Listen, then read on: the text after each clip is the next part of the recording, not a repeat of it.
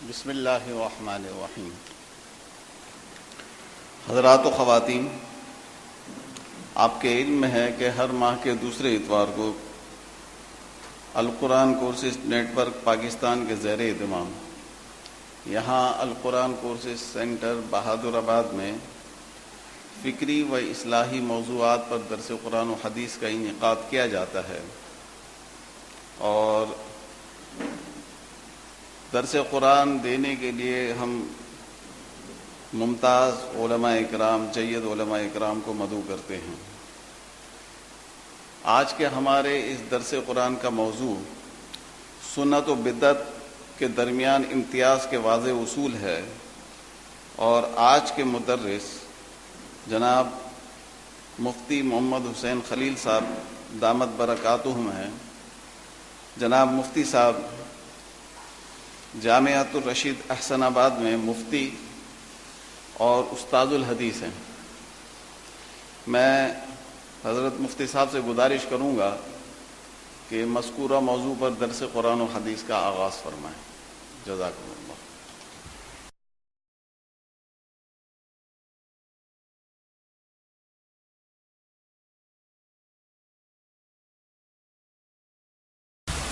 بسم اللہ الرحمن الرحیم، الحمد للہ رب العالمین، والصلاة والسلام علی سید الانبیاء والمرسلین وعلی آلہ وصحبہ اجمعین، اما بعد۔ قال اللہ تبارک و تعالی اعوذ باللہ من الشیطان الرجیم، بسم اللہ الرحمن الرحیم، الیوم اکملت لکم دینکم واتممت علیکم نعمتی ورضیت لکم الاسلام دینا۔ وقال رسول اللہ صلی اللہ علیہ وسلم کل بدعۃ ضلالہ وکل ضلالۃ فی النار۔ عزیزان گرامی، جو آیات کریمہ میں نے تلاوت کی ہے، اس میں اللہ تعالیٰ نے ایک اہم پیغام ہمیں دیا ہے۔ یہ آیت حجۃ الوداع کے موقع پر 9 ذی الحجہ عرفہ کے دن عصر کے وقت نازل ہوئی تھی، اور یہ وحی اور قرآن کی نزول کے بالکل آخری مراحل تھے۔ اس میں اللہ تعالیٰ نے یہ اعلان فرمایا کہ آج کے دن یہ دین میں نے آپ کے لیے مکمل کر لیا،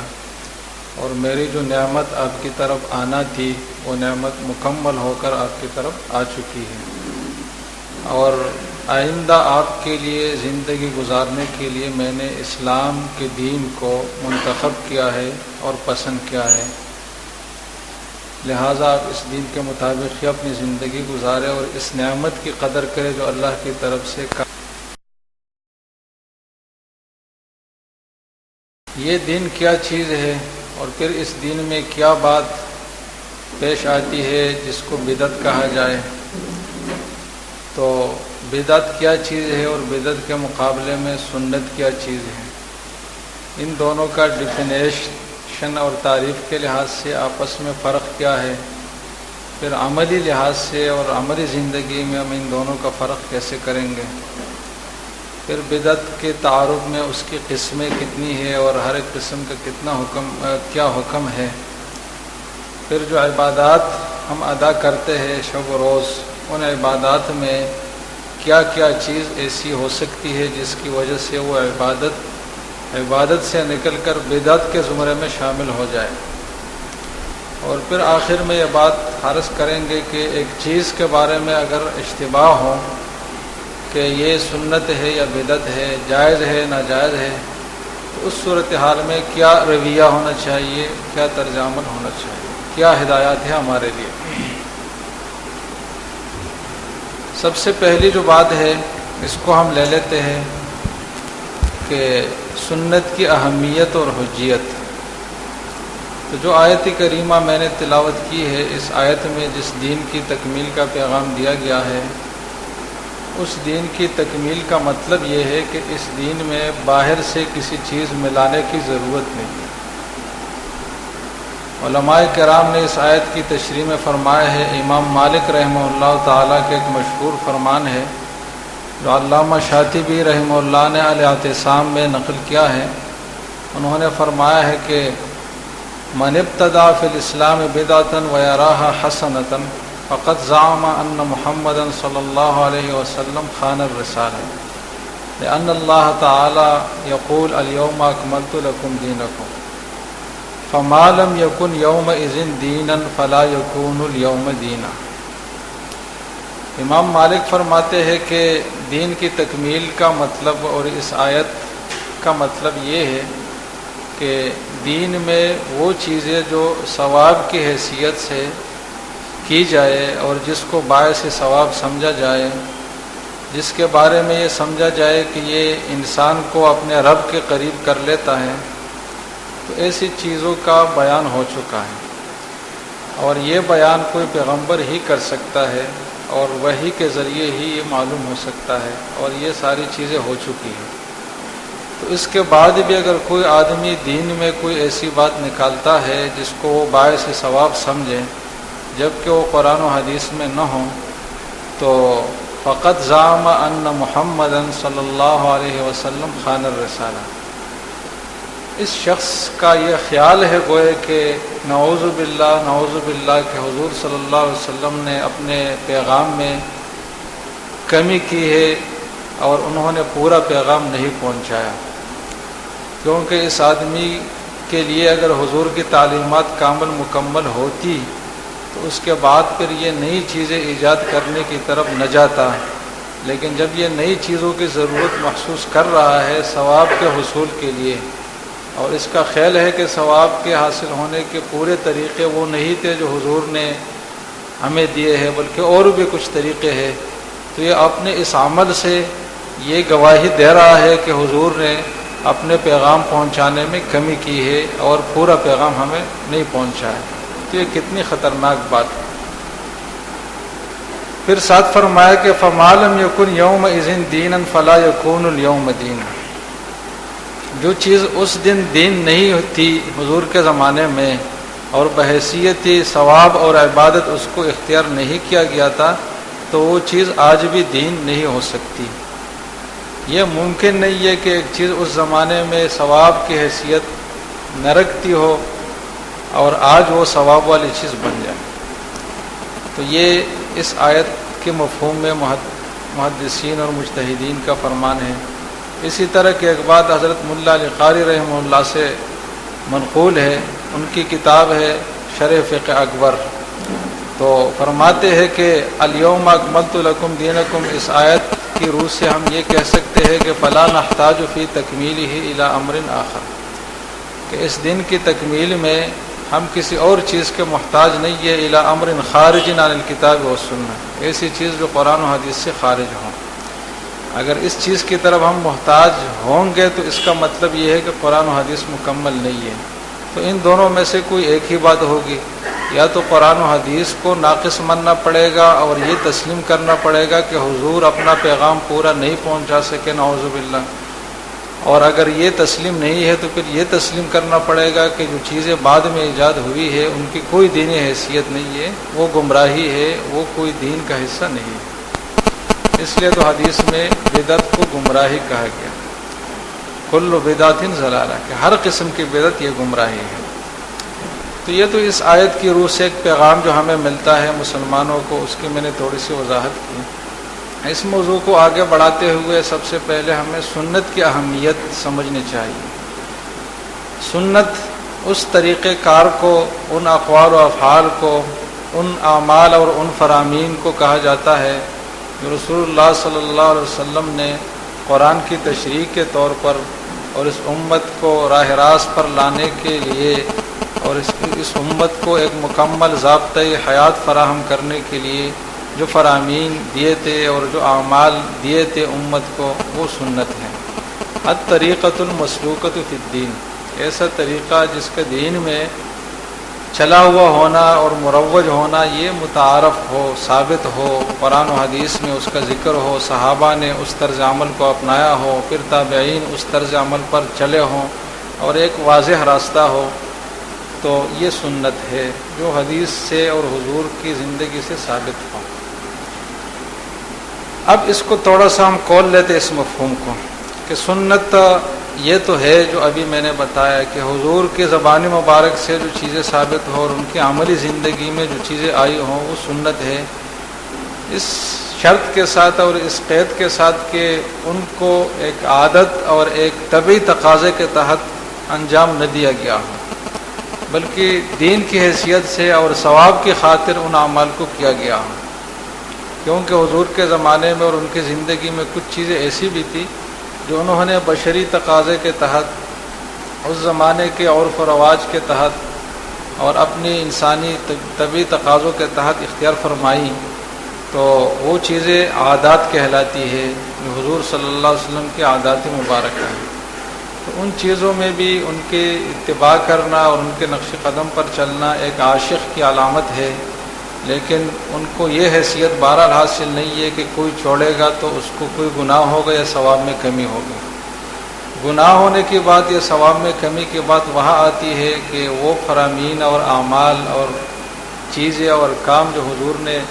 ثواب کی نیت سے دین کی حیثیت سے امت کے سامنے انجام دیے ہوں اور پھر اس طرح کرنے کا حکم بھی دیا ہوں، جیسے کہ نماز کے بارے میں فرمایا کہ صلو کما رأیتمونی اصلی، ایک معاشرتی زندگی دی حسن اخلاق کی جس کے بارے میں فضائل بھی بتائے، مالی معاملات سے متعلق ایک عملی زندگی بھی دی اور کچھ ہدایات بھی دیے۔ اس طرح جو بھی معاشرت کے اور انسانی زندگی کا حصہ ہے، ہر حصے سے متعلق بہت تفصیلی احکامات ہے۔ آپ حدیث کی کتابیں پڑھیں گے تو آپ کو کوئی تشنگی محسوس نہیں ہوگی کہ کسی باب میں کوئی چیز کم مل رہی ہو اور کوئی ہدایت نہ مل رہی ہو، آپ کو ایسی کوئی صورت نہیں ہے۔ ہر چیز کے بارے میں پوری تفصیلات موجود ہیں اور حضور صلی اللہ علیہ وسلم کی پوری زندگی اس میں سموئی ہوئی ہے۔ تو ایک تو سنت یہ ہے، دوسرا ایک دوسری روایت ہے، حضور صلی اللہ علیہ وسلم ہی کا ارشاد ہے، فرمان ہے کہ علیکم بسنتی وسنت الخلفاء الراشدین المہدیین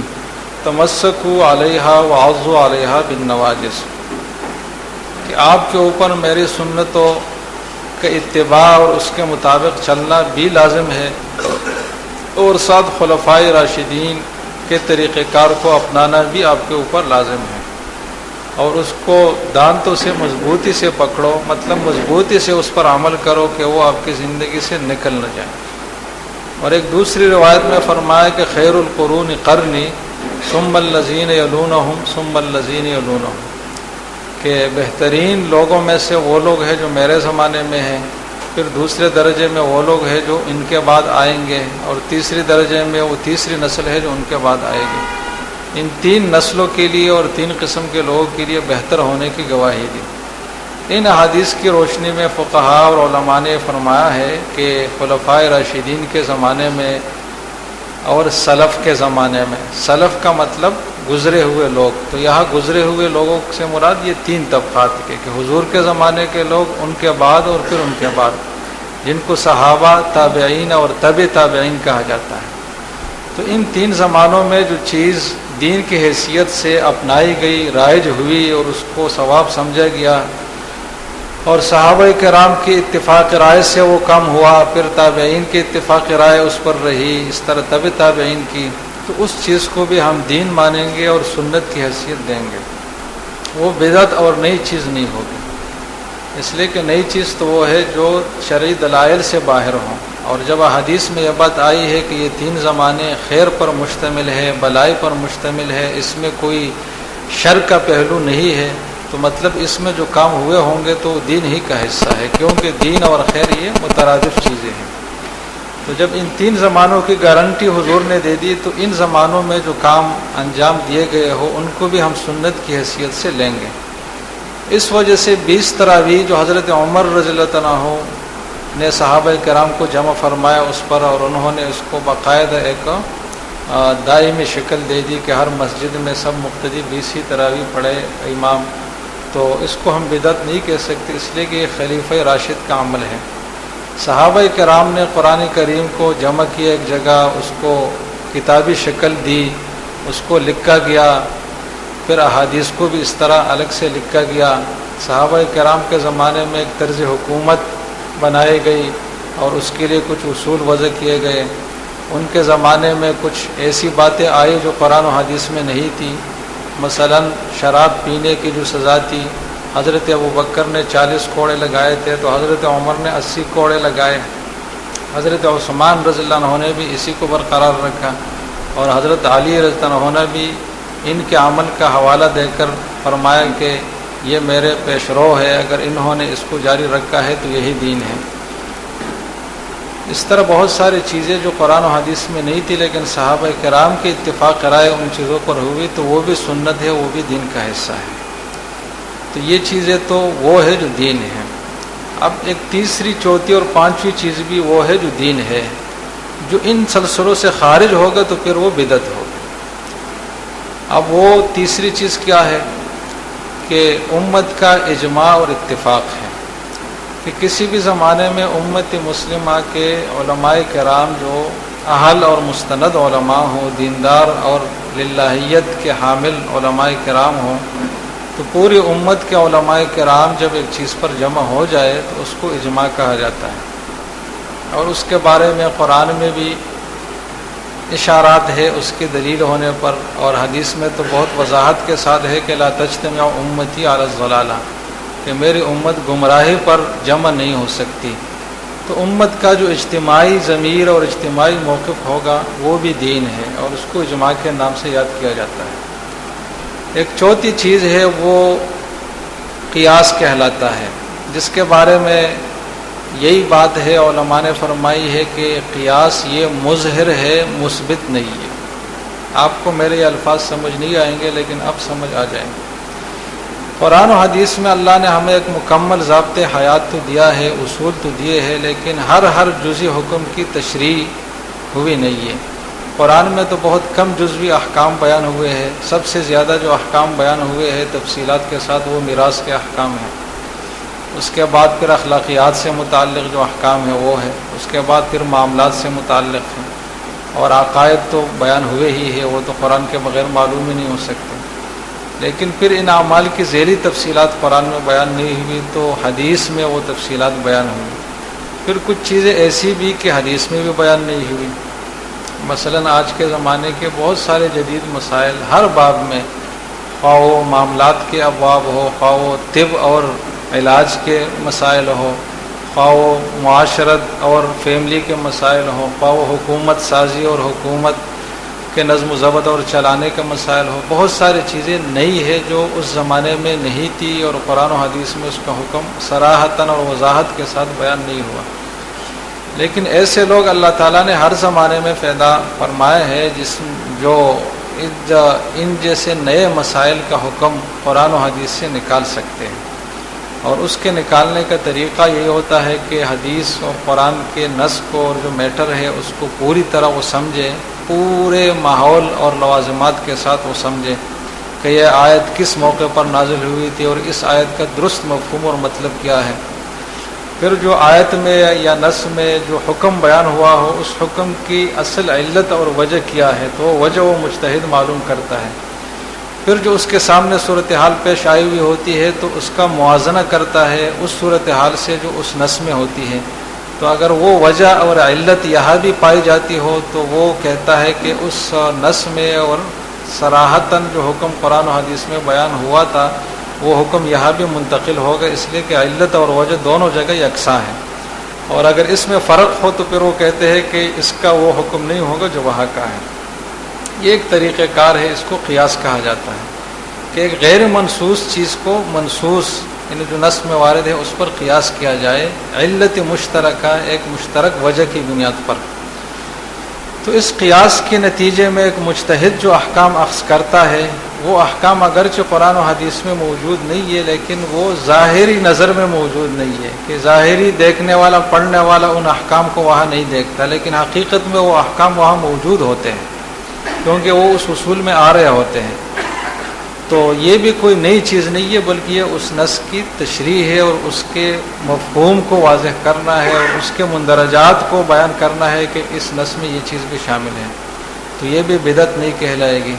اس لیے کہا جاتا ہے کہ قیاس یہ ظاہر کرنے والی چیز ہے، یعنی یہ بات آپ کو دکھاتا ہے قیاس کے یہ جو صورتحال ہے یہ اس نص کے تحت آنے والا ہے جو آپ کو پہلے معلوم نہیں تھا لیکن اب معلوم ہوا۔ قیاس سے اور مجتہد کے عمل سے کوئی چیز ثابت نہیں ہوتی کہ دین میں ایک چیز پہلے نہیں تھی اور مجتہد نے اس کو اپنی طرف سے دین میں بڑھایا، کیونکہ یہ اختیار مجتہد کو بھی حاصل نہیں ہے کہ وہ دین میں کوئی چیز اضافہ کرے۔ تو یہ چوتھی چیز ہو گئی کہ قیاس سے۔ تو قرآن کے آیات سے، احادیث کے نصوص سے، صحابہ کرام اور تین جو پیڑیا ہے ان کے لوگوں کے عمل سے، پھر اس کے بعد اجماع سے، اور پھر اس کے بعد قیاس سے، ان چیزوں میں سے جس بھی چیز سے جو حکم ثابت ہوگا تو وہ سنت ہے، وہ دین ہے۔ جو ان سب چیزوں سے خارج اور ماوراء ہوگا تو وہ پھر بدعت کہلائے گا۔ اب جو چیز دین کا حصہ ہے تو اس پر عمل کرنے کی اہمیت میں تو کوئی شبہ ہی نہیں ہے۔ حضور صلی اللہ علیہ وسلم نے جو پیغامات ہمیں دیے ہیں وہ قرآن میں یہ بات بتائی گئی ہے کہ وہ آپ کے لیے واجب الاتباع اور اس کا ماننا آپ کے اوپر لازم ہے، اور اگر وہ آپ نہیں مانیں گے تو آپ نے اللہ کا حکم بھی نہیں مانا۔ من یطع الرسول فقد اطاع اللہ، جو رسول کی مانے گا تو اس نے حقیقت میں اللہ کی بات مانی، جو نہیں مانے گا اس نے اللہ کی بات نہیں مانی۔ اور حضور کے جو فرامین ہے وہ ایسی حیثیت رکھتی ہے جیسے کہ قرآن کی حیثیت ہے۔ فرق صرف یہ ہے کہ قرآن کا جو ثبوت ہے وہ قطعی اور یقینی ہے، اور احادیث میں ہر حدیث اس طریقے سے ثابت نہیں ہے، بلکہ کچھ کے ثابت ہونے کے جو سلسلے اور ذرائع ہے اس میں تھوڑا سا شک ہے، کمزوری ہے، تو اس وجہ سے قرآن سے اس کا درجہ نیچے ہوا۔ لیکن اگر ایک حدیث یقینی طور پر ثابت ہو تو پھر اس کی حیثیت عمل کے لحاظ سے وہی ہوگی جو قرآن کی حیثیت ہے، اور اس پر ایسے عمل لازم ہوگا جیسے کہ قرآن پر لازم ہے۔ اور صحابہ کرام یہی سمجھتے تھے کہ حضور کے جو فرامین ہے وہ قرآن ہی کا حصہ ہے۔ اس حوالے سے تو آیات بہت زیادہ ہے، حدیث بھی میں ایک مختصر سی بات عرض کروں گا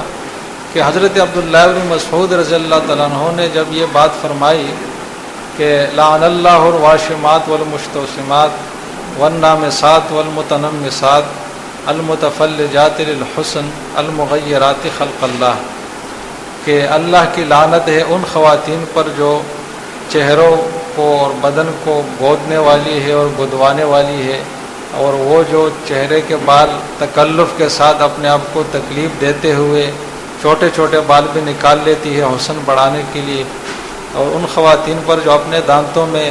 مصنوعی فاصلے پیدا کرتی ہے حسن بڑھانے کے لیے، تو ان پر اللہ کی لعنت ہے اور اللہ کی رحمت سے دوری ہے۔ تو یہ بات ایک صحابیہ نے سن لی جن کا نام تھا ام یعقوب، تو وہ حضرت ابن مسعود کے پاس آئی کہ آپ نے کیسے ان لوگوں کو باعث لعنت ٹھہرایا، جبکہ یہ کوئی ایسے کام تو نہیں ہے کہ جس پر لعنت کی جا سکے۔ تو انہوں نے کہا کہ کیسے میں لعنت نہ بھیج دوں اس شخص پر جس پر اللہ نے لعنت بھیجی ہو۔ تو ام یعقوب یہ بات سن کر حیران ہوئی کہ میں تو پورا قرآن پڑھتی رہتی ہوں، مجھے تو کہیں بھی قرآن میں یہ بات نظر نہیں آئی، تو اب کیسے اللہ کے حوالے سے یہ بات کر رہے ہیں کہ اللہ ان خواتین پر لعنت بھیجتے ہیں؟ تو انہوں نے فرمایا کہ لو کنت قرأتیہ لوجدتیہ، اگر آپ غور سے قرآن پڑھ لیتی تو آپ کو یہ بات قرآن میں مل جاتی۔ پھر فرمایا کہ کیا آپ نے یہ آیت نہیں پڑھی ہے کہ ما آتاکم الرسول فخذوہ وما نہاکم عنہ فانتہوا، کہ پیغمبر جو چیز، جو عمل، جو فعل، جو قول آپ کے پاس لائے تو اس کو لو، اس کو اپنی زندگی کا حصہ بناؤ، اور جس سے روکے تو اس سے پھر رک جاؤ۔ تو انہوں نے کہا کہ یہ آیت تمہیں روز پڑھتی ہو؟ تو انہوں نے کہا کہ اس آیت ہی کا یہ مطلب ہے کہ حضور نے جب یہ بات فرمائی ہے تو یہ اللہ کی بات ہو گئی۔ پھر تو صرف طریقہ اظہار کا فرق ہوا کہ اس کو جبریل امین کے ذریعے سے وحی دے کر نازل کیا گیا، اور اس کو حضور صلی اللہ علیہ وسلم کے زبان مبارک سے ان کے دل میں ڈال کر ظاہر کیا گیا، لیکن بات تو ایک ہی شخصیت کی تھی۔ تو سنت کے دلیل ہونے کی، حضور صلی اللہ علیہ وسلم کی زندگی کے دین ہونے میں تو کوئی شک نہیں ہے۔ اس میں اگر کوئی شک ہوگا تو انسان پھر مسلمان ہی نہیں رہ سکتا۔ آج کل جیسے کہ ایک طبقہ ہے منکرین حدیث جو مختلف طریقوں سے اپنا کام کرتے ہیں اور اپنی باتیں پیش کرتے ہیں۔ تو سنت کی اہمیت تو بہت واضح ہے۔ تو سنت پھر ہم ان چیزوں کو کہیں گے جو ان 5 طریقوں میں سے کسی ذریعے سے ثابت ہے۔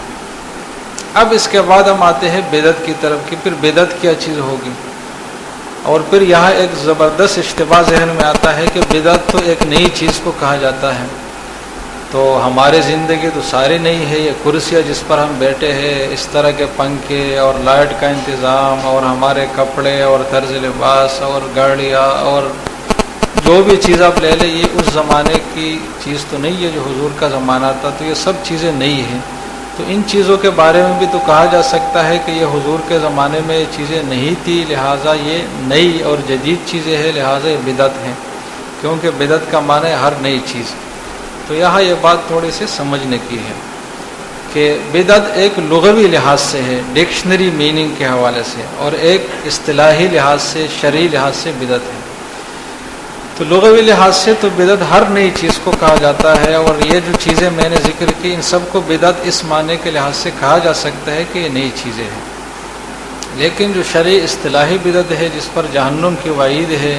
جس کے بارے میں بہت سخت الفاظ ہے، جس کے بارے میں یہ بات ہے کہ من وقر صاحب بدعت فقد اعان علی ہدم الاسلام، کہ جو بدعتی کی اکرام اور اعزاز کرے گا تو وہ اسلام کو گرانے میں مددگار ہے اور مدد دینے والا ہے۔ اور یہ ہے کہ اہل بدعت پر آپ سلام بھی نہ کرو، اور یہ ہے کہ ان سے کسی بھی قسم کا میل جول نہ رکھو، اور یہ ہے کہ بدعتی کا توبہ بھی قبول نہیں ہوتا۔ تو اس طرح کے جو نصوص ہے، جو سخت سخت وعیدات ہے، تو کس قسم کی بدعت پر ہے تو وہ اصطلاحی بدعت ہے۔ اصطلاحی بدعت یہ ہے کہ ایک ایسی چیز جو حضور صلی اللہ علیہ وسلم کے زمانے میں ہو سکتی تھی، اس چیز کے ہونے میں کوئی رکاوٹ نہیں تھی، اور اس چیز کی ضرورت جو لوگ بیان کرتے ہیں وہ ضرورت بھی بالکل اسی زمانے میں موجود تھی،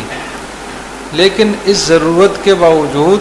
اور رکاوٹیں نہ ہونے کے باوجود حضور صلی اللہ علیہ وسلم کی زندگی میں وہ کام کسی نے نہیں کیا، صحابہ کرام نے بھی نہیں کیا، تابعین اور تبع تابعین نے بھی نہیں کیا۔ تو ایسی چیز پھر بدعت ہو کہ جس چیز کی ضرورت بھی تھی، موقع بھی تھا، کوئی رکاوٹ نہیں تھی، کوئی خارجی داخلی عذر نہیں تھا، اور اس کے باوجود وہ چیز دین کی حیثیت سے اختیار نہیں کی گئی، تو پھر وہ چیز جو آدمی اختیار کرے گا اور اس کو باعث ثواب سمجھے گا تو وہ بدعت ہو۔ اب بہت ساری چیزیں ایسی ہے جو اس زمانے میں اس کا کوئی تصور ہی نہیں تھا، جیسے کہ ہوائی جہاز ہے مثلا، یا اس طرح کے روڈ اور اس طرح کے جو انفراسٹرکچر ہے حکومتی بڑے بڑے منصوبوں کا، اور اس طرح کے جو تعمیرات کا سلسلہ ہے، تو ان چیزوں کی نہ اتنی ضرورت تھی، ضرورت اگر تھی بھی تو ان چیزوں کے ایجاد کا کوئی ذریعہ نہیں تھا، ان کے پیچھے جو علوم ہے اس وقت تو موجود ہی نہیں تھے، یا اگر ضرورت تھی لیکن اس میں کوئی رکاوٹ تھی، کوئی مسئلہ تھا کہ اس طرح نہیں ہو سکتا تھا، تو ہم دیکھیں گے کہ وہ چیز جو اس زمانے میں ہوئی نہیں ہے وہ کیوں نہیں ہوئی۔ اگر اس وجہ سے کہ ضرورت نہیں تھی، آج اس کی ضرورت پیش آئی اور ہم ضرورت کی وجہ سے وہ چیز اختیار کرتے ہیں تو پھر وہ بدعت نہیں ہوگی۔ جیسے کہ مثلا مدارس کا ایک خاص انتظام آج کل رائج ہے کہ باقاعدہ تعمیر ہوتی ہے، پھر اس میں طلبہ رہائشی رہتے ہیں، ان ایک خاص نصاب وہ پڑھتے ہیں، اور ایک خاص ان کے ایک تعلیمی نظم و ضبط ہوتا ہے، تو اس چیز کی اس زمانے میں ضرورت ہی نہیں تھی، تو اس وجہ سے یہ اختیار نہیں کیا گیا، یا جس حد تک ضرورت تھی اس حد تک تو صفحہ کی شکل میں مدرسہ موجود تھا، لیکن اس سے زیادہ کی گنجائش اور وسائل نہیں تھے، تو ایسی چیزیں بدعت نہیں ہوں گی۔ نیز جو چیز ایسی ہو جو اس زمانے میں موجود نہ ہو لیکن اس کو کوئی ثواب سمجھ کر نہیں کرتا، جیسے کہ میں نے اگر آج یہ ٹوپی پہنی ہوئی ہے تو میں اس خاص ٹوپی کو ثواب سمجھ کر نہیں پہنتا کہ اس میں کوئی خاص ثواب ہے، بلکہ مجھے ملی ہے، کل اگر دوسری مل جائے تو وہ پہنوں گا۔ آپ نے جو لباس پہنا ہوا ہے اس میں آپ کوئی خاص ثواب نہیں سمجھتے کہ خاص اس لباس میں مجھے کوئی اضافی ثواب مل رہا ہے، بلکہ اتفاق سے جوڑا آپ کے سامنے آیا تو آپ نے پہن لیا۔ تو جس چیز میں ثواب نہ سمجھا جائے تو وہ بدعت نہیں ہو سکتی۔ بدعت کے لیے دو چیزیں ضروری ہے کہ احداث اور تدین، کہ وہ چیز نئی ہو، اس زمانے میں ثابت نہ ہو، ساتھ یہ ہے کہ اس کو ثواب سمجھ کر کیا جائے تو وہ چیز بدعت ہو۔ اب جو چیز نئی نہیں ہے تو وہ بھی بدعت نہیں ہے، جو ثواب کی حیثیت سے نہ کیا جائے، کسی اور وجہ سے کیا جائے تو وہ بھی بدعت نہیں ہے۔ البتہ اس میں ذیلی طور پر تفصیل ہوگی کہ جو چیز دین کا حصہ نہ ہو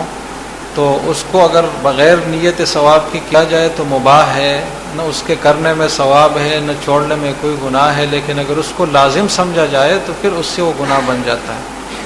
کیونکہ ایک چیز جو لازم نہ ہو اس کو لازم سمجھنا یہ بذات خود اس کے ناجائز ہونے کی ایک وجہ ہے۔ ہمارے معاشرے میں جو بہت سارے رسم و رواج ہے شادی بیاہ میں اور دوسرے مواقع پر، جس کو لوگ لازم سمجھتے ہیں، اور لازم سمجھنے کی علامت یہ ہے کہ نہ کرنے والے کو برا سمجھا جاتا ہے۔ آدمی یہ برداشت نہیں کر پاتا کہ میں یہ کام چھوڑ لوں تو میں اس معاشرے میں رہوں، اس کو رہنا اس کے لیے مشکل ہو جاتا ہے کہ کیسے رہوں گا، لوگوں کو چہرہ کیسے دکھاؤں گا۔ تو یہ ساری باتیں یہ اس کے لازم ہونے کی علامات ہیں، تو اس کو لوگ لازم سمجھ رہے ہیں۔ تو جو چیز ثواب نہ بھی سمجھی جائے لیکن اس کو لازم سمجھا جائے تو وہ بھی ناجائز ہو جاتی ہے، لیکن وہ بدعت ہونے کی وجہ سے نہیں بلکہ وہ ایک رسم ہونے کی وجہ سے۔ بدعت صرف اس صورت میں لفظ بولا جائے گا جب چیز بھی ثابت نہ ہو اور پھر یہ ہے کہ اس کو ثواب بھی سمجھا جائے، تو ایسی چیز بدعت ہوتی ہے۔ اب مثلا ہم لے لیتے ہیں محفل میلاد، مثلا آج کل اس کا زمانہ کچھ دنوں بعد آنے والا ہے، تو اس چیز کو ہم پورے شرع صدر کے ساتھ بدعت کہہ سکتے ہیں۔ وجہ یہ ہے کہ قرآن میں کوئی ایسی آیت نہیں ہے جس میں اس کا حکم دیا گیا ہو، کوئی ایسی حدیث نہیں ہے صحیح حدیث، منگڑت تو بہت ساری ہوگی لیکن جو واقعی حدیث ہو جس میں اس چیز کا حکم دیا گیا ہو۔ صحابہ کرام نے اپنی زندگی میں کوئی محفل میلاد نہیں منائی جس طریقے سے آج منائی جا رہی ہے، تابعین اور تبع تابعین نے اس طرح کوئی کام نہیں کیا۔ اب دو باتوں میں سے ایک بات ہو گئی، یا تو ہم یہ کہیں گے کہ اس زمانے میں محفل کی ضرورت ہی نہیں تھی، تو یہ بات تو غلط ہے۔ اگر ضرورت آج ہے تو اس وقت کیوں نہیں تھی؟ یا تو ہم یہ کہیں گے کہ ان کے دلوں میں اتنا عشق نہیں تھا رسول اللہ صلی اللہ علیہ وسلم کا جتنے کا آج ہے، تو یہ بات بھی بالکل غلط ہے، بلکہ کفر تک پہنچانے والی بات ہے۔ یا ہم یہ کہیں گے کہ اس زمانے میں کوئی رکاوٹ تھی، کوئی سخت جابرانہ کسی کافر کی حکومت تھی جو ایسی چیزوں کو نہیں چھوڑتے تھے اور آج ہمیں موقع ملا ہے لہٰذا، ایسی بھی کوئی بات نہیں تھی۔ تو ایک چیز کا داعیہ بھی موجود تھا اور کامل طریقے سے موجود تھا، کیونکہ صحابہ سے بڑھ کر کوئی عاشق رسول ممکن ہی نہیں ہے کہ ہو، بلکہ ان کے گرد و غبار تک بھی کوئی نہیں پہنچ سکتا۔ تو اس چیز کا داعیہ بھی موجود تھا، اس کے کرنے میں کوئی رکاوٹ بھی نہیں تھی اور کوئی اور وجہ بھی نہیں تھی، اس کے باوجود صحابہ کرام نے، تابعین نے، تبع تابعین نے یہ کام نہیں کیا ہے، تو یہ پھر بدعت ہے، اور یہ وہ بدعت ہے جو گمراہی ہے، اور وہ گمراہی ہے جو جہنم میں لے جانے والی ہے۔ کل بدعت ضلالہ و کل ضلالۃ فی النار۔ تو ہر بدعت میں ثواب کا پہلو تو ہوتا ہی ہے، اسی سے تو وہ چیز بدعت بن جاتی ہے کہ لوگ اس کو ثواب سمجھتے ہیں، اور جب ثواب سمجھنا شروع کریں گے تو اس کی وجوہات اور توجیحات بھی ان کے ذہن میں آئے گی کہ اس میں یہ ہے، اس میں وہ ہے، اس میں یہ ہے، دلائل بھی ان کے سامنے آئیں گے، لیکن وہ دلائل سارے لغو اور کالعدم اور ناقابل اعتبار ہوں گے، اس لیے کہ ان دلائل کی اگر کوئی ویلیو ہوتی، ان مصالح کی، ان وجوہات کی اگر کوئی ویلیو ہوتی جو اس کے پیچھے بیان کی جاتی ہے تو صحابہ کرام اور سلف اس پر ضرور عمل کرتے ہیں، لیکن جس چیز کو انہوں نے مصلحت نہیں سمجھا، جس چیز کو انہوں نے کوئی فائدہ مند چیز نہیں سمجھی، جس چیز کو انہوں نے دین کا داعیہ اور تقاضا نہیں سمجھا، جس چیز کو انہوں نے حب رسول اور عشق رسول کے اظہار کا طریقہ نہیں سمجھا صلی اللہ علیہ وسلم، تو وہ آج بھی وہ طریقہ نہیں ہے۔ تو اس سے آپ کو اندازہ ہو گیا کہ بدعت حقیقت میں کیا چیز ہوتی ہے۔ اب اس طرح کی جو چیز ہے اس کے پیچھے ایک اصول ہے، اس بات کو میں تھوڑے سے دوسرے انداز سے عرض کرتا ہوں۔ بہت سارے فقہاء کرام نے صراحتاً لکھا ہے، اصول تو سب کا ایک ہی ہے کہ الاقتداء کما یکون فی الفعل یکون فی الترک ایضا، کہ حضور کی اور صحابہ کی اتباع اور بات ماننا اور ان کی زندگی پر چلنا جیسے کہ اس میں ہے کہ انہوں نے جو کام کیے ہیں وہ کام ہم کریں، تو اس طریقے سے اس میں بھی ہے کہ انہوں نے جو چیزیں چھوڑ دی ہے وہ چیزیں ہم چھوڑ لیں۔ کسی چیز کا اس زمانے میں نہ کیا جانا یہ بذات خود دلیل ہے کہ یہ چیز دین نہیں ہے۔ یہاں ایک بڑی غلط فہمی لوگوں کے ذہن میں آتی ہے، اور وہ یہ ہے کہ بھائی ہم اگر یہ کام کرتے ہیں تو آپ کوئی قرآن کی آیت دکھاؤ جس میں اس سے منع کیا گیا ہو، کوئی حدیث دکھاؤ جس میں اس بات کو روکا گیا ہو، تو جب منع نہیں کیا گیا تو آپ ہمیں کیوں منع کرتے ہیں؟ تو یہ بہت غلط بات ہے اور اصول کے خلاف بات ہے۔ اصل اصول یہ ہے کہ الاقتداء کما یکون فی الفعل یکون فی الترک ایضا. بہت سارے محدثین کا یہ حوالہ ہے، اور یہ وہ حضرات ہیں جن کو یہ اہل بدعت بھی اپنا بڑا تسلیم کرتے ہیں کہ ماننا جیسے کہ کرنے میں ہے تو نہ کرنے میں بھی ماننا ہے. تمام فقہاء کرام نے یہ مسئلہ ذکر کیا ہے کہ رات کی جو نوافل ہے وہ زیادہ سے زیادہ 8 رکعتیں آدمی ایک نیت سے پڑھ سکتا ہے، کہ مسلسل 8 رکعت کی نیت باندھے اور ایک سلام آخر میں پڑھے. اور دن کے جو نوافل ہے وہ زیادہ سے زیادہ 4 رکعت پڑھی جا سکتی ہے. لیکن یہ 4 اور 8 کی تحدید کہاں سے ہے؟ تو اس پر فقہاء کے پاس کوئی اور دلیل نہیں ہے، بس ایک ہی دلیل ہے کہ یہ حضور کے عمل سے ثابت نہیں ہے. تو جب یہ ثابت نہیں ہے لہٰذا یہ دین نہیں ہے اور ناجائز ہے. تمام فقہاء کرام اس مسئلے پر متفق ہے کہ عید کے دن عیدگاہ میں عید کی نماز سے پہلے نفل پڑھنا مکروہ ہے. کیا دلیل ہے اس کے پیچھے؟ کوئی اور دلیل نہیں ہے، بس صرف یہ ہے کہ حضور نے یہ عمل اس موقع پر نہیں کیا، کسی صحابی سے ثابت نہیں. اس طرح فجر کے بعد 2 سنتیں پڑھنے کے بعد کوئی اور نوافل پڑھنے کی ممانعت ہے. تمام فقہاء اس پر متفق ہے. کیوں متفق ہے؟ کیا دلیل ہے؟ کوئی اور دلیل نہیں ہے ما سوائے اس کے کہ اس موقع پر یہ عمل ثابت نہیں ہے. اور کتب فقہ کے حوالے میرے پاس موجود ہے، ہدایہ اور سب کتابوں میں یہ مسائل موجود ہیں جلد اور صفحے کے ساتھ. تو یہ مسائل، ان کے پیچھے کیا بات فقہاء ہمیں سمجھانا چاہتے ہیں؟ وہ یہ ہے کہ حضور کے زمانے میں جو چیز ثابت نہیں ہے تو اس کو اب باقاعدہ دین کا ایک اصول بناؤ کہ جو کام انہوں نے نہیں کیا ہے تو نہ کرنے میں کوئی خاص وجہ ہے، اور ہمارے لیے بھی خیر اسی میں ہے کہ ہم وہ کام نہ کریں. ہم اگر ذرا زیادہ آگے بڑھنے کی کوشش کریں گے تو پھر مطلب یہ ہوا کہ ہم ان لوگوں سے زیادہ آگے بڑھنے والے ہیں. علامہ ابن کثیر رحمہ اللہ تعالی بہت مشہور مفسر ہے، وہ اپنی تفسیر میں فرماتے ہیں کہ وَأَمَّا أَهْلُ السُّنَّةِ وَالْجَمَاعَةِ فَيَقُولُونَ فِي كُلِّ قَوْلٍ وَفِعْلٍ لَمْ يَثْبُتْ عَنِ الصَّحَابَةِ فَهُوَ بِدْعَةٌ لِأَنَّهُ لَوْ كَانَ خَيْرًا لَسَبَقُونَا إِلَيْهِ لِأَنَّهُمْ لَمْ يَتْرُكُوا خَصْلَةً مِّنْ خِصَالِ الْخَيْرِ إِلَّا وَقَدْ بَادَرُوا إِلَيْهَا. کہ اہل سنت والجماعت یعنی جو صحیح مسلمان ہے ان کا عقیدہ یہ ہے کہ جو چیز صحابہ سے ثابت نہیں ہے تو اس کو ہم بدعت ہی کہیں گے اور ناجائز ہی کہیں گے اور چھوڑیں گے، محض اس وجہ سے کہ ان سے ثابت نہیں ہے. اس لیے کہ لأنه لو كان خيرا لسبقونا إليه، اگر اس چیز میں کوئی بہتری کا پہلو ہوتا تو یہ صحابہ ضرور ہم سے آگے بڑھ جاتے اور وہ کام کر لیتے، لیکن اس کے باوجود انہوں نے نہیں کیا تو آپ سمجھے کہ اس میں کوئی خیر کا پہلو نہیں ہے. تو یہ ایک اصول ہے کہ اتباع جیسے کہ کرنے میں ہوتا ہے تو نہ کرنے میں بھی ہوتا ہے. اور اسی غلط فہمی سے لوگ بہت سارے بدعات میں مبتلا ہوتے ہیں کہ بھئی جب منع نہیں ہے تو بس ہم کرتے رہیں گے. تو یہ ایک غلط فہمی ہے. بدعت کے بارے میں ایک اور غلط فہمی پائی جاتی ہے، وہ یہ ہے کہ ایک قاعدہ ہے جو فقہاء نے اصولیین نے بھی ذکر کیا ہے کہ اشیاء میں اصل اباحت ہے، یعنی چیزوں میں اصل یہ ہے کہ وہ مباح ہو. جب تک کسی دلیل سے اس کا ممنوع ہونا ثابت نہیں ہے تو اس کو آپ مباح ہی کہیں گے. مباح کا مطلب یہ ہے کہ اس کے کرنے میں کوئی حرج نہیں ہے، اگرچہ اس کے کرنے میں کوئی ثواب بھی نہیں ہوگا. یہ مباح کا مطلب ہے. تو اصل جب اشیاء میں اباحت ہے تو عبادات بھی اس زمرے میں شامل ہیں کہ جس عبادت کا ذکر قرآن یا حدیث میں صحابہ کی زندگی میں نہیں ملتا تو اصل چونکہ اباحت ہے تو اباحت کی روح سے ہم کہیں گے کہ اس عبادت کو انجام دینا جائز ہے. تو یہ بھی ایک غلط فہمی ہے. یہ قاعدہ اس موقع کے لیے نہیں ہے. اصل اگر اشیاء میں اباحت ہے تو اس کے مقابلے میں امور بھی قواعد ہیں کہ مثلا گوشت جو ہے اس میں اصل حرمت ہے. گوشت میں اصل اباحت نہیں ہے کہ جہاں آپ کو گوشت مل گیا بس کھاؤں. ایک تو مسلمانوں کا ملک ہے نا جس کے بارے میں ہمارا غالب گمان یہ ہے کہ کسی مسلمان نے ذبح کیا ہے، لیکن آپ کسی غیر مسلم ملک میں ہوں گے اور آپ کے سامنے گوشت آئے گا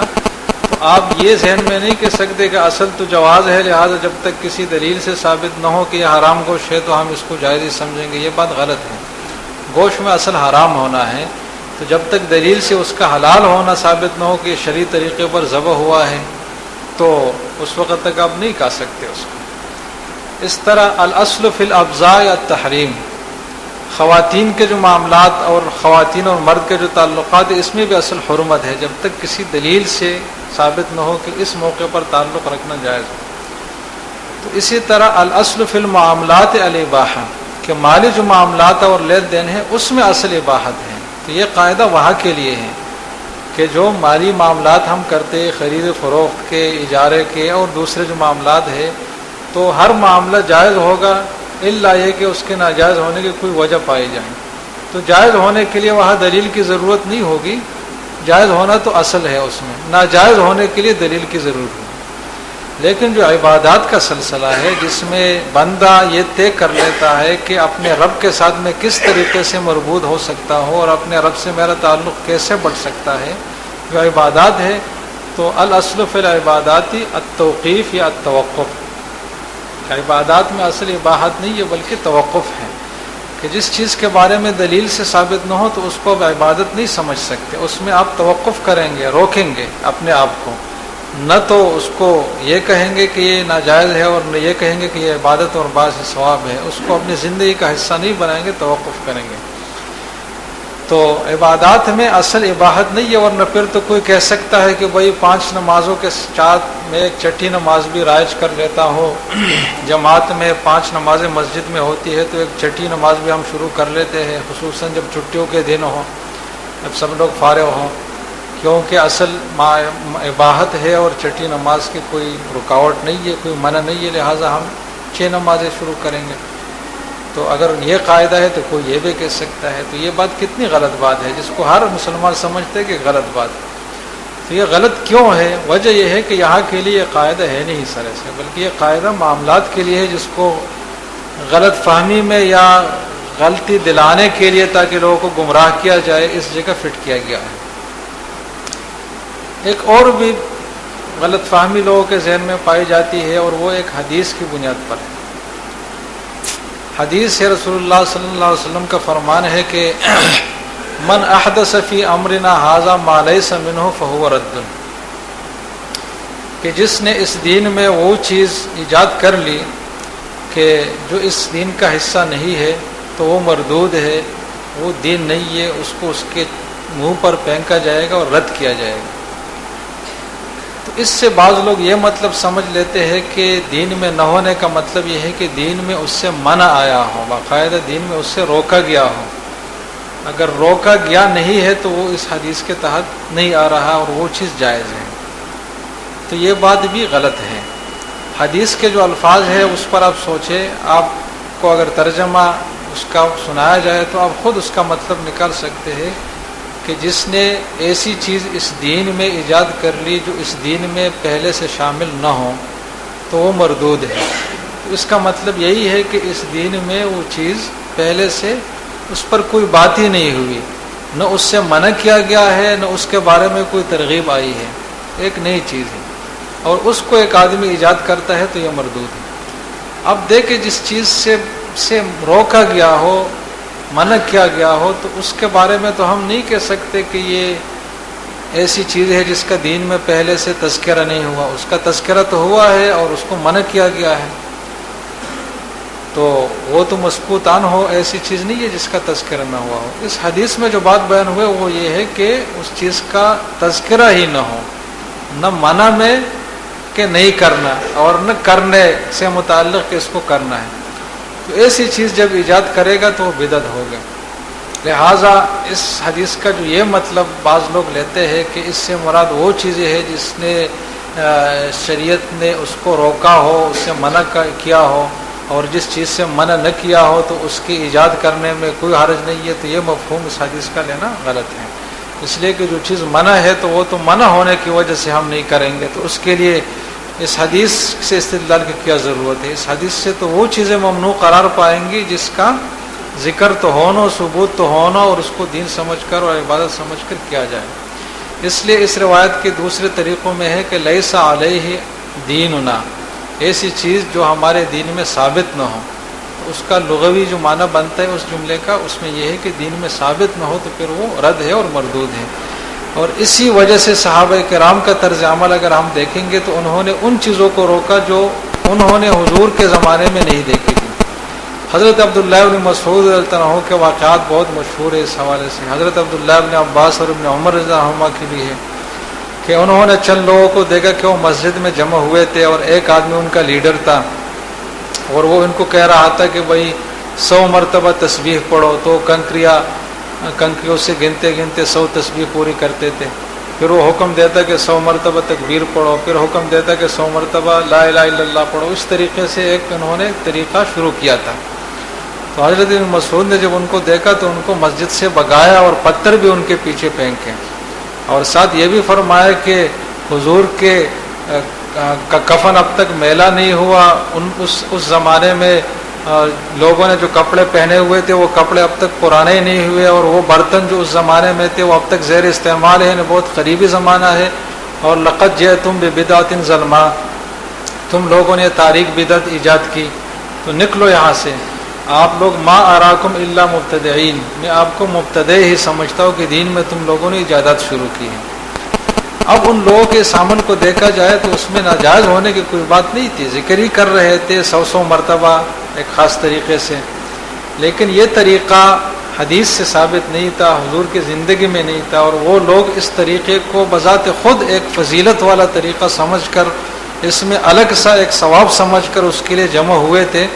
تو حضرت ابن مسعود نے ان کو مبتدع قرار دیا اور ان کو مسجد سے بگایا. اب یہ کیوں ایسا ہوا تھا؟ اس لیے کہ اصول ان کے ذہن میں یہ تھا کہ حضور کے زمانے میں اور ان کے عمل میں جو چیز آئی نہیں ہے اور انہوں نے چھوڑی ہے تو وہ چیز پھر بدعت ہے, کیونکہ یہ چیز اگر دین ہوتا تو وہ ہمیں سکھا لیتے.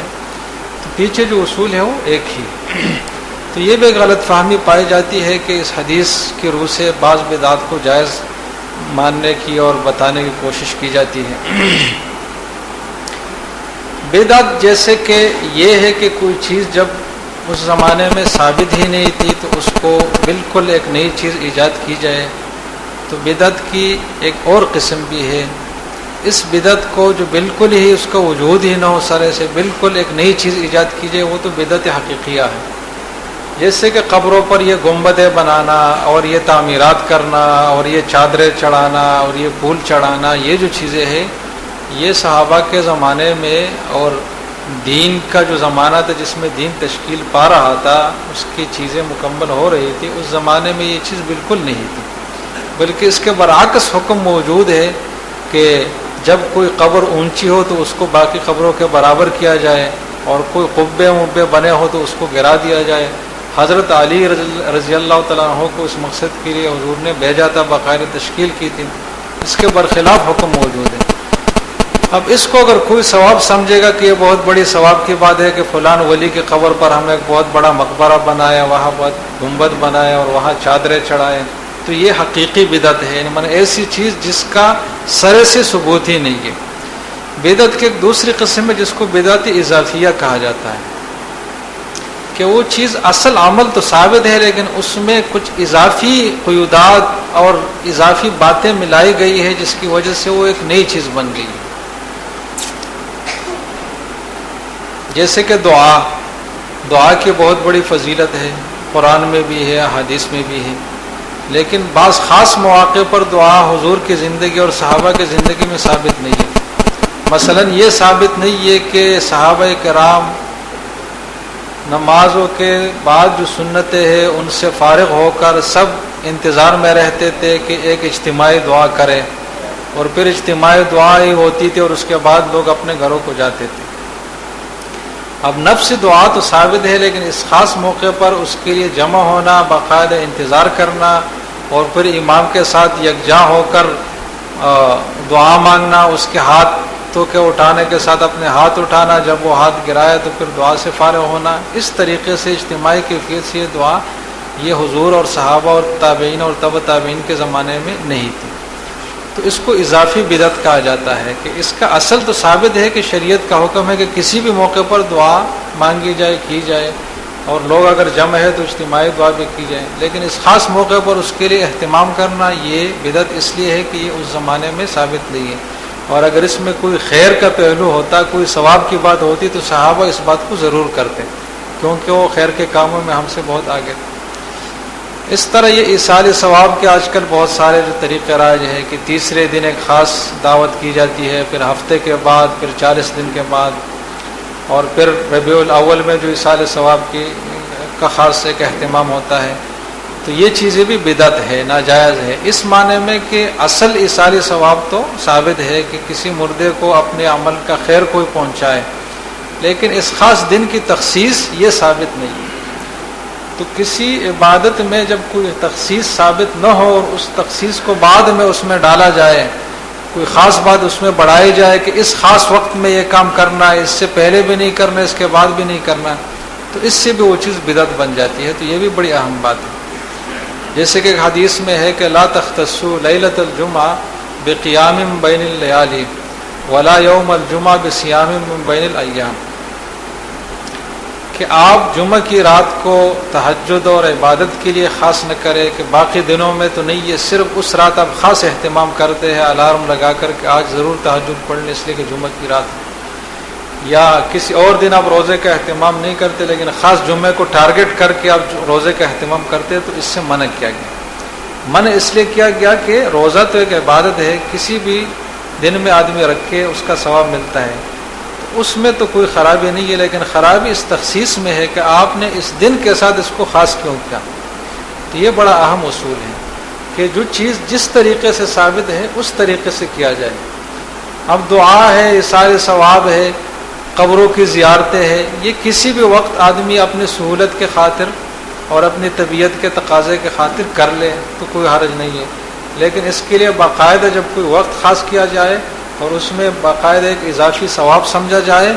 اور اس کو ایک اہمیت دی جائے اور اس کے لیے اعلانات کیا جائے اور لوگوں کا اجتماع بلایا جائے، تو پھر اس سے وہ ناجائز بن جاتا ہے۔ تو بدعت جیسے کہ حقیقی بدعت ہوتی ہے کہ سرے سے ثابت نہیں ہے، تو یہ اضافی بدعت بھی ہوتی ہے، اور آج کل جو بدعات میں لوگ مبتلا ہے اس کا اکثر حصہ ان اضافی بدعات کا ہے۔ اور جب آپ اس پر کوئی بات کریں گے تو وہ کہیں گے کہ آپ دعا کو نہیں مانتے، آپ قبروں کی زیارت کو نہیں مانتے، آپ اولیاء اللہ کی تعظیم اور اکرام کے قائل نہیں ہے، اور آپ جو ہے نا مطلب اس چیز کو نہیں مانتے اور اس کو نہیں مانتے۔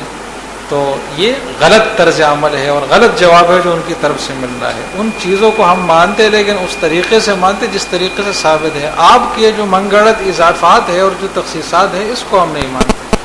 اس کو آپ ثابت کریں تو ہم مان لیں گے۔ تو اصل بات یہ ہے کہ بدعت جیسے کہ حقیقی ہوتی ہے تو اضافی بھی ہوتی ہے۔ اب وقت کی قلت کی وجہ سے آخری بات پر ہم تھوڑا سا آ جاتے ہیں۔ بدعت کا مفہوم تو میرا خیال میں پوری طرح کلیئر ہو گیا، اور جو چیز بدعت نہیں ہے تو پھر وہ سنت ہے۔ تو بدعت اور سنت کے درمیان امتیاز کا واضح اصول جو ہمارا موضوع تھا وہ ابھی تک طے ہوا، اور بدعت کے بارے میں جو شبہات ہے کہ اس کے جواز کے جو دلائل ممکنہ طور پر لوگ پیش کرتے اور ہو سکتے ہیں، اس پر بھی تھوڑی سی بات ہو گئی۔ بعض مرتبہ ایسی صورتحال پیش آتی ہے کہ ایک آدمی کو اشتباہ ہو جاتا ہے کہ یار یہ کام بدعت ہے یا سنت ہے، اس کو کیا جائے یا نہ کیا جائے۔ تو ایسے موقع کے لیے بھی ایک اصول ہے اور بہت واضح اور کلیئر کٹ اصول ہے۔ حضور صلی اللہ علیہ وسلم کا فرمان ہے کہ الحلال بین والحرام بین وبینہما مشتبہات فمن اتقى الشبہات فقد استبرأ لدینہ وعرضہ، کہ حلال بھی واضح ہے اور حرام بھی واضح ہے، اور اس کے درمیان میں کچھ مشتبہ چیزیں بھی ہیں، اس کو گرے ایریا آپ کہہ سکتے ہیں، کہ جس کے بارے میں آدمی واضح طور پر فیصلہ نہیں کر پاتا کہ یہ کرنے کا کام ہے چھوڑنے کا ہے۔ تو اس صورت میں اس کام کو چھوڑنا ہی چاہیے اور چھوڑنے ہی کی ہدایت ہے۔ جو آدمی اس کام کو چھوڑے گا، اگرچہ وہ ناجائز سمجھ کر نہ چھوڑے بلکہ احتیاط سمجھ کر چھوڑے، تو اس نے اپنے دین کو محفوظ کر لیا، اور جو اس کام میں مبتلا ہوا تو گویا کہ اس نے اپنے دین کو خطرے میں ڈال دیا، اور آج اس مشتبہ چیز میں وہ کود پڑا ہے تو کل اس سے زیادہ مشتبہ چیز میں جائے گا، تو پرسوں جو ہے نا کسی صریح حرام میں بھی جا سکتا ہے۔ تو رفتہ رفتہ یہ حرام کی طرف لے جانے والا راستہ ہے۔ تو اس کو ادھر ہی روکنا چاہیے تاکہ انسان کا دین محفوظ ہو۔ ایک اور روایت ہے کہ کوئی انسان متقین میں سے اس وقت تک نہیں ہو سکتا جب تک وہ حتی یدع ما لا بأس به حذرا لما به بأس، کہ جب تک وہ اس چیز کو بھی نہ چھوڑے جس میں بظاہر کوئی حرج نہیں ہے، لیکن اس چیز کے خوف کی وجہ سے اس کو چھوڑ لیتا ہے جس میں حرج ہے، تو حرج میں جانے والی چیز کے ابتلا کے خوف اور ڈر کی وجہ سے یہ اس چیز کو بھی چھوڑ دے جس میں بظاہر کوئی حرج نہیں معلوم ہوتا. اور اسی سے فقہاء نے یہ اصول نکالا ہے کہ اذا تردد الحکم بین سنت و بدعہ تو کان ترک سنت راجحا علی فعل البدع، کہ ایک چیز کے بارے میں جب یہ تردد ہو کہ ایک دلیل اس کے سنت ہونے کی دلیل بن سکتی ہے لیکن دوسری دلیل سے اس کا بدعت ہونا ثابت ہو رہا ہے، تو وہاں آپ سنت کو چھوڑ لیں لیکن بدعت کا ارتکاب نہ کریں. یعنی سنت کو آپ چھوڑیں گے تو زیادہ سے زیادہ ایک ثواب سے محروم ہوں گے، تو آپ کوئی اور ثواب کا کام کریں. لیکن بدعت کا ارتکاب اگر آپ کریں گے تو گناہ میں ابتلا آپ کو یقینی ہوگا. تو جب تک ایک چیز کے بارے میں اشتباہ ہو کہ یہ مستحب ہے یا بدعت ہے، سنت ہے یا بدعت ہے، تو وہاں اس کو بدعت سمجھ کر احتیاطاً اس کو چھوڑنا ہی چاہیے. تو دین ہمارا بہت واضح ہے اور بہت سیدھا سادہ ہے. اس کو ہم نے اپنے اعمال سے بہت پرتکلف بنایا ہے. ہر چیز میں اتنے ہم نے سیاق سے باق اور لاحق سابقے اور تخصیصات اور اضافی چیزیں لگائی ہے، اس کی وجہ سے وہ سیدھے سادے احکام بھی بہت مشکل بن گئے ہیں. تو کچھ اضافات تو ہم نے رسم و رواج کی صورت میں کیے ہیں، جیسے کہ نکاح وغیرہ کے مسائل، شادی بیاہ کے مسائل، اور کچھ اضافات ہم نے بدعات کی طریقے سے کیا ہے، جیسے کہ نماز اور اذکار اور اذان اور ان جیسی چیزوں میں جو ہم کرتے رہتے ہیں. سیدھا سادہ جو دین ہے وہ بہت مختصر ہے، بہت واضح ہے. اس میں ایک نورانیت ہے، جو کام آپ کریں گے تو آپ کی فوری طور پر اس کا اثر محسوس ہوگا. جن لوگوں نے حج کیا ہوا ہے تو وہ جب وہاں جاتے ہیں تو وہ طواف جس میں بظاہر کوئی عبادت کا معنی نہیں ہے، چلنا پھرنا ہی ہے، لیکن اس کا کتنا اثر انسان محسوس کرتا ہے دل کے اندر، روح کے اندر. وہ سعی جو صفا مروہ کے درمیان ہوتی ہے اس میں بھی بظاہر کوئی ایسی بات نہیں ہے، لیکن آدمی اس کے اثرات دل سے تسلیم کرتا ہے، محسوس کرتا ہے. جیسے کہ سردی گرمی کو آدمی محسوس کرتا ہے تو ان اثرات کو محسوس کرتا ہے. تو سنت عمل میں ایک نور ہوتا ہے، ایک برکت ہوتی ہے. اور جب اس میں بدعات اور اضافی باتیں شامل کی جائے تو اس میں تاریکی اور ظلمت آ جاتی ہے اور سنت کی نورانیت ختم ہو جاتی ہے. اس لیے علماء نے لکھا ہے کہ آپ کسی بدعتی آدمی کے چہرے پر کوئی نور نہیں دیکھیں گے. وہ جتنا بھی اپنے آپ کو خوبصورت بنائے اس پر ایک خاص قسم کی نحوست اور تاریکی اس کے چہرے پر طاری رہے گی. اللہ تعالی ہم سب کو ان جیسے اعمال سے بچائے اور خالص دین پر اور سنت پر عمل کرنے کی توفیق عطا فرمائے. وآخر دعوانا الحمدللہ رب العالمین.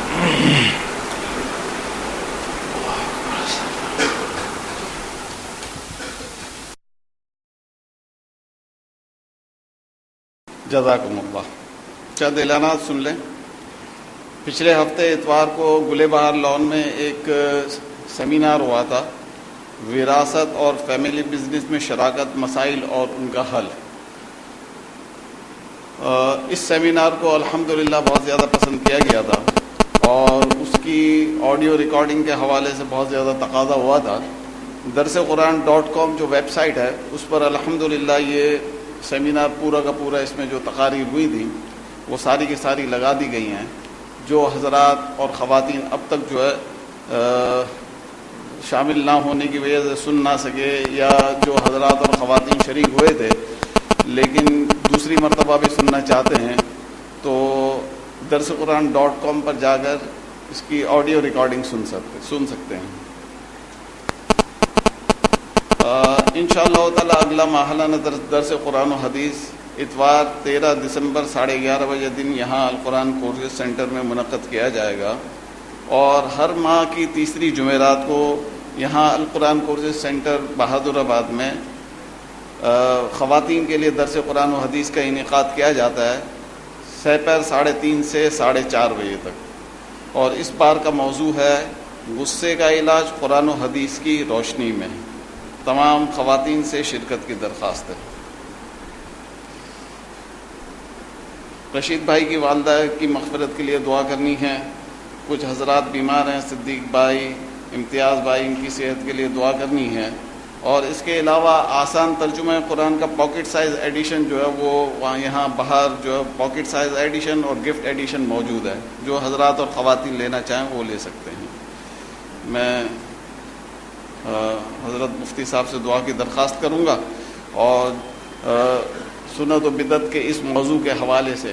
کوئی سوالات ہوں تو دعا کے بعد جو ہے مفتی صاحب سے کر سکتے ہیں. جزاکم اللہ.